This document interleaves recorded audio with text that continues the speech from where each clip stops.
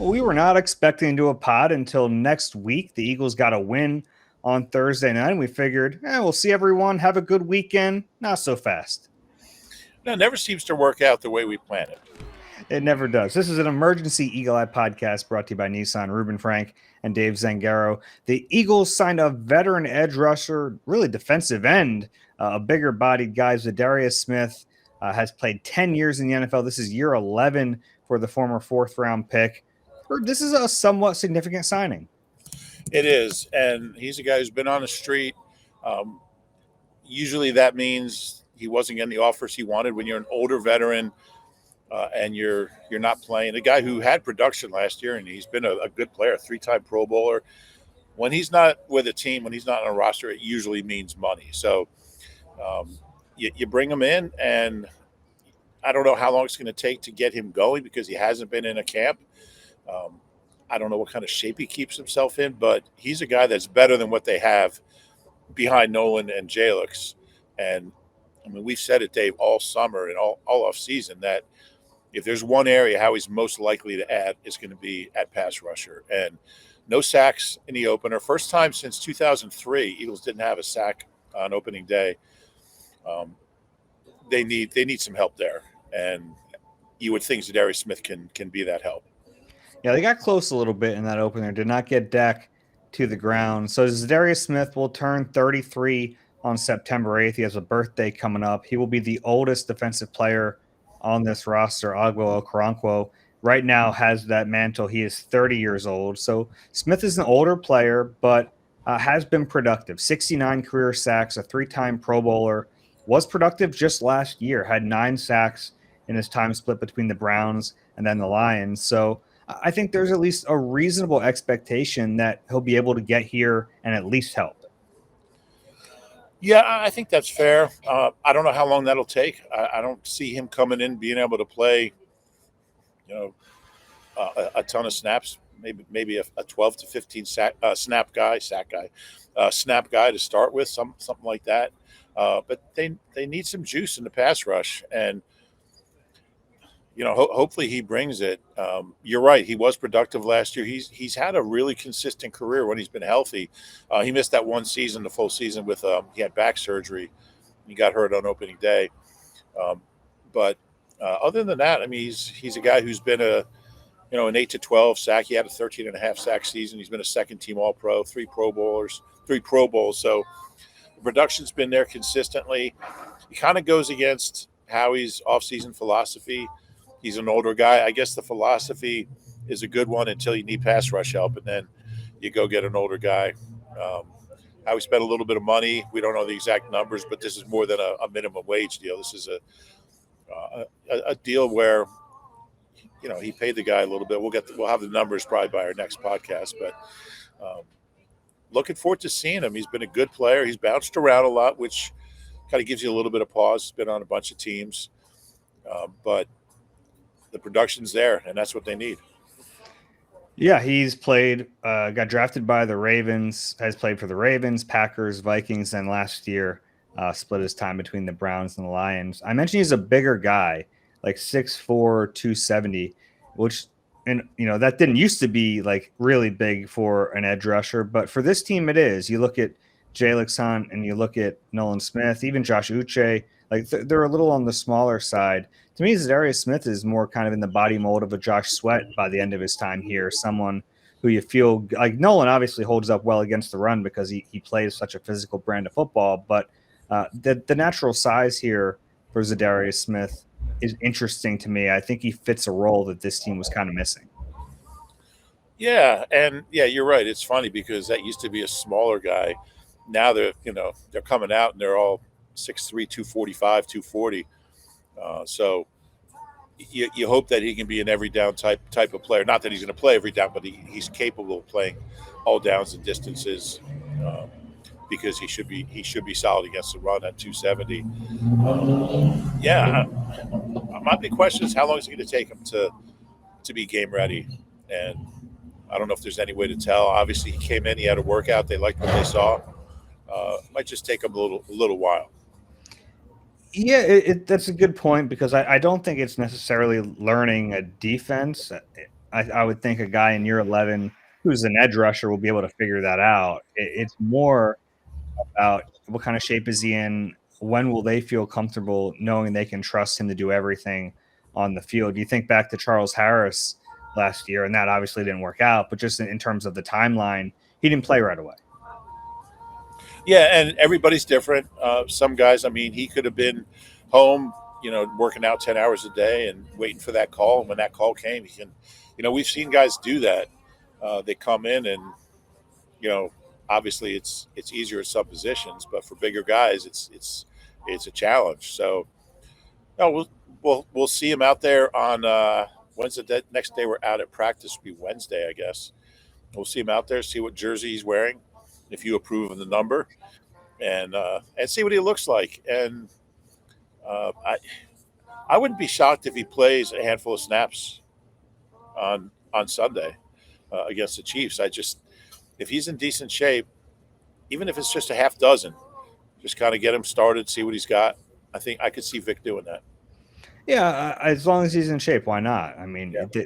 because you looked at week one and they really shortened that rotation. They had Jalix and Nolan Smith start. Josh Uche was the third. And then Patrick Johnson actually played 12 snaps in that game. They had Ojulari and Agbo Okoronkwo inactive for that one. So they shortened that rotation in the playoffs.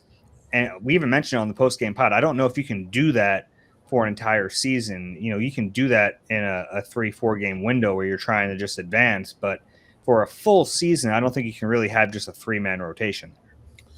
Yeah, I agree. And Patrick Johnson's really essentially a special teamer. You got to love a seventh round pick who's in the league 5 years and has made a nice career for himself, but he's not the guy you want out there playing 12 snaps against the Cowboys on opening day on defense.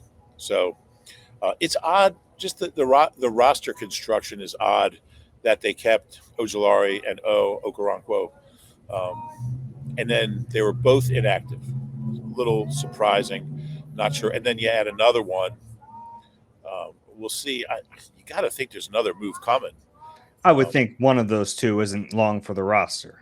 You would think, right? Yeah, there's no reason to keep all of them if they're going to be inactive. Yeah, exactly. And maybe you keep one in kind of a break glass in case of emergency situation, but not two. Yeah, I would think you keep one. Gosh, probably Ojulari, but I don't know. Okoronkwo's done he did some decent things once he got here. Got here late. Yeah, they didn't have to make a move now because they put. Did we mention Ben Van Sumeren on the injury reserve with that knee injury from the first play of the season? But I would expect there to be a corresponding move soon. Yeah, just to kind of even out that position a little bit. Yeah, Ben Van Sumeren, that's the other side of this on IR. Presumably his year is done. That was a shame to see. The interesting thing is whether or not they bring in someone else to fill that lead blocker / fullback role. We saw Kylan Granson do that a little bit in the game, so he had maybe been cross training or at least preparing for that possibility. I don't know if that's the best use of him going forward.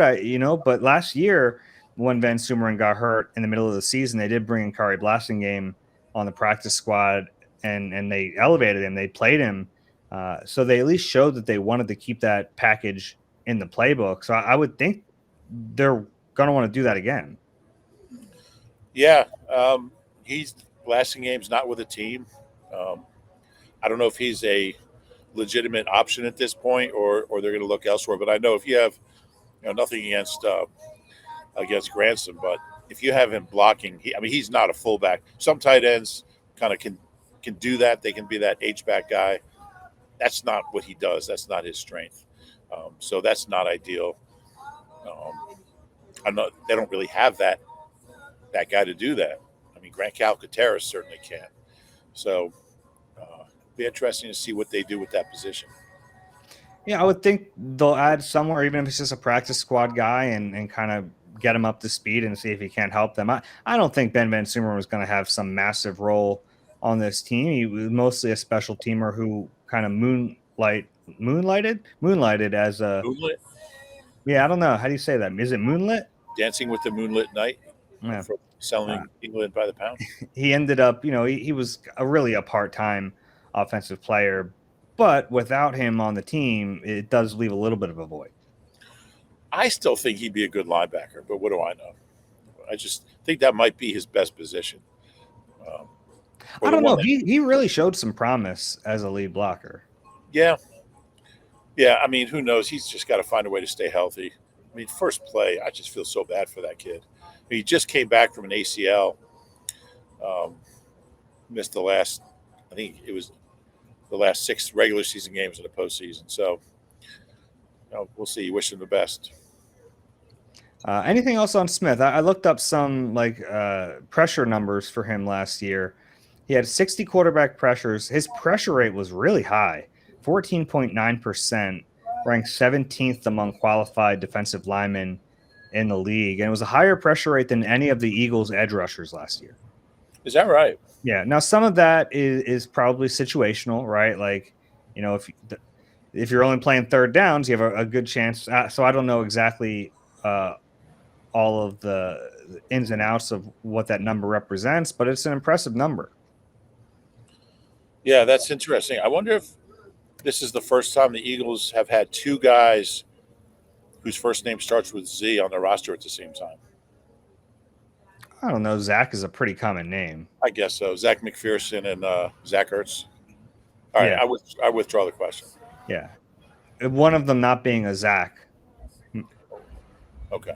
Yeah. Za'Darius is not a Zach. Yeah. Za'Darius is a good name.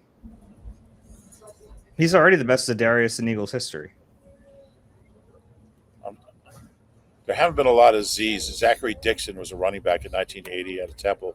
Although it is another Smith, and now they're up to what, 3 Smiths? At least.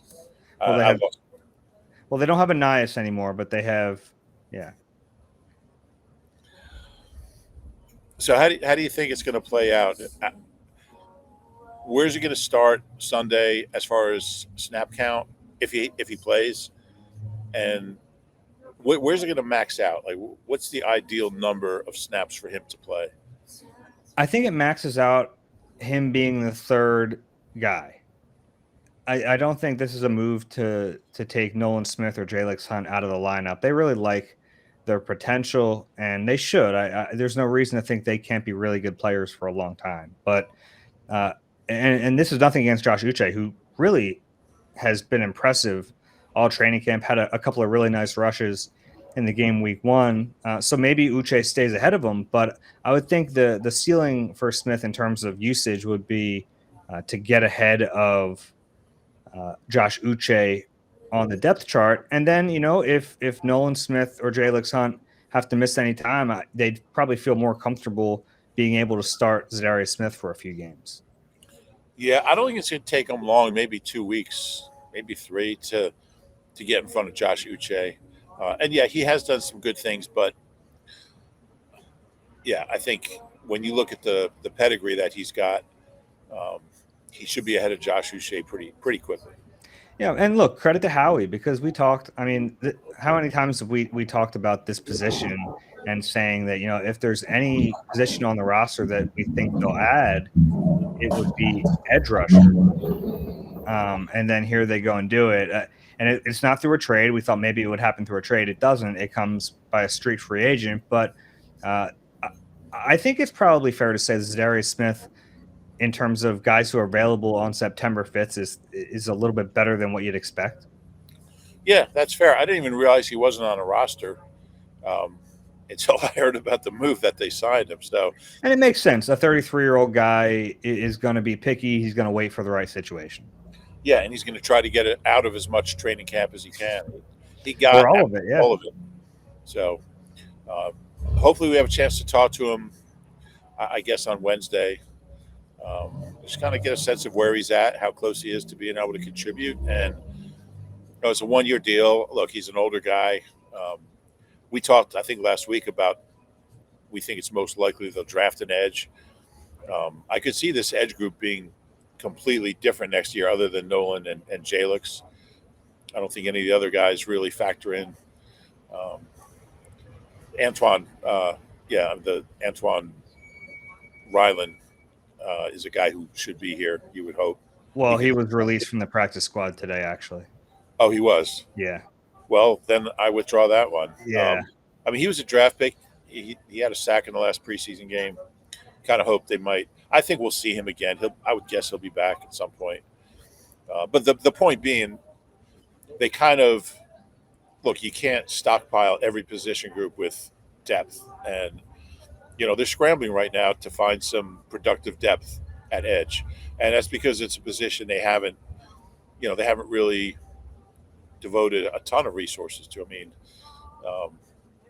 beyond Nolan and Jalix. Mm-hmm. So, yeah, it's a weird dynamic in that room too, because you have the two starters are significantly younger than all their backups, which is not normally the case, right? Normally, the older guys are bringing along the younger guys behind them. This is a different situation where the older guys are in the rotation, but they're helping the younger starters who don't have as much experience, might not have as much knowledge, but at this point in their careers are athletically superior and can do more things. I mean, Ojulari's only 25, so he's in his fourth year, maybe fifth year, maybe fifth year. Yeah, he was a young rookie. He was 21, so he's a younger guy, but he's a veteran. Yeah, kind of plays like an older guy. Got any other thoughts on this? No, Ojulari is a disappointment. We didn't really. He had a couple, he came on at one point in training camp. We saw some things. He started off slow. He kind of finished slow. Seeing him inactive is disappointing. It honestly, is. And with him, though, I really did kind of want to see him in game action. Yeah. Because sometimes a guy just doesn't pop in practice, but they're much better in a game. And given his history, I don't think it's completely unreasonable to think that he might get in a game and be better.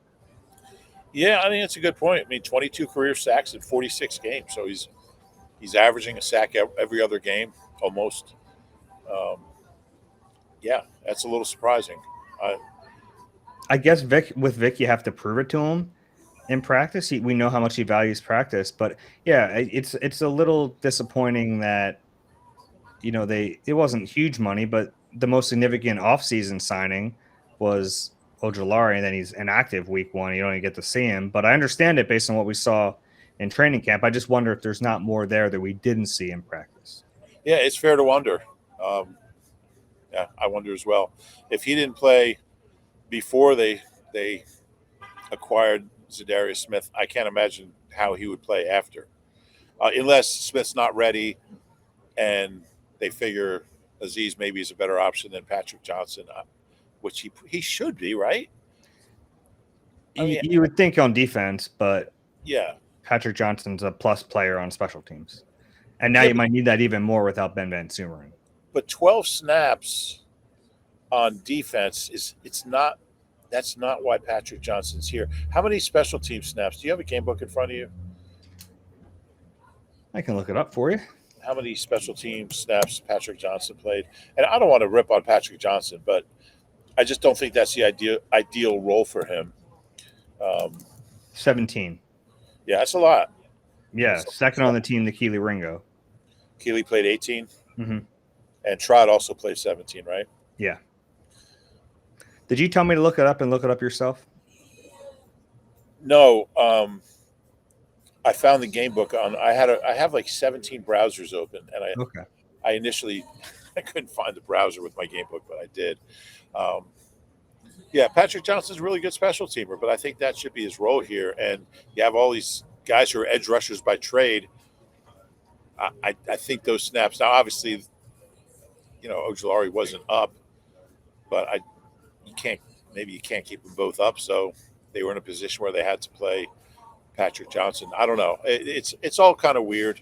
I guess we'll talk to Victor on Tuesday.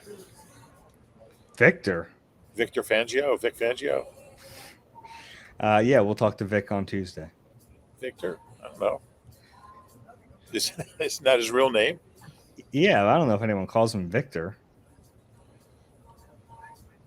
Somebody must. Someone must call him Victor. Okay. Okay, anyway. What else we got? That's all I've got. Okay. Any other thoughts on the game? We've had like what 17 hours to digest it. I did have a thought, and I think it's a better win than maybe I initially kind of considered. Um, I mean, they were getting gashed early. Like we said, the Cowboys scored on their first 4 possessions, and I mean, there was a point where it was getting a little hairy there, and we've talked so much about just if you can just get a win on opening day, it does nothing else matters. It doesn't matter how pretty. It's not going to be pretty, and you're going to see that a lot on Sunday. Teams just kind of hanging on for dear life, and that's what it felt like. But they're 1-0, and there was a lot working against them. Losing Jalen Carter as the game began, that's a lot to adjust to. That's a lot to kind of figure out on the fly. It took them a little while, but on a day where I think Jalen completed 1 pass over 8 yards to a wide receiver, AJ had 1 catch for 8 yards. Devontae was 3 for 16. Saquon had 6 carries for 0 yards after the weather delay. They didn't have any sacks. They didn't have any interceptions. There was just a lot that didn't go their way. They dropped, 3 or 4 interceptions. They were close on, at least 3 or 4 sacks. CD catches 2 of those balls. They probably lose. So it's just a lot to kind of overcome. And I thought they stuck together. They played better and better on defense as the game went on. And they did enough on offense. They had a kicker make the 5th longest kick in Eagles history. The punter had some really big punts late in the game. It was a really weird day and a really strange game. One of the stranger ones I've ever covered, all things considered. So I think to kind of deal with all that and navigate your way through it, and I think that's something Nick's really good at. Dallas was scoring on every drive. Just the defense just kept grinding, and they finally started making some plays. So I think it was a better win maybe than I first acknowledged. Okay, good. My favorite thing that I realized since the game ended was that Drew Rosenhaus flew to Philadelphia to watch Jalen Carter play in that game, and then we know what happened. Yeah, well, yeah, poor Drew. I think he's doing all right. If you enjoy the Eagle Eye podcast, please rate and subscribe wherever you get your pods. If you're watching on YouTube, click that like button and subscribe there as well. This was just a bonus pod. We'll be back with you during the week. Looking forward to a Super Bowl rematch. Reuben Frank, I'm Dave Zangaro. This has been Eagle Eye, presented by Nissan.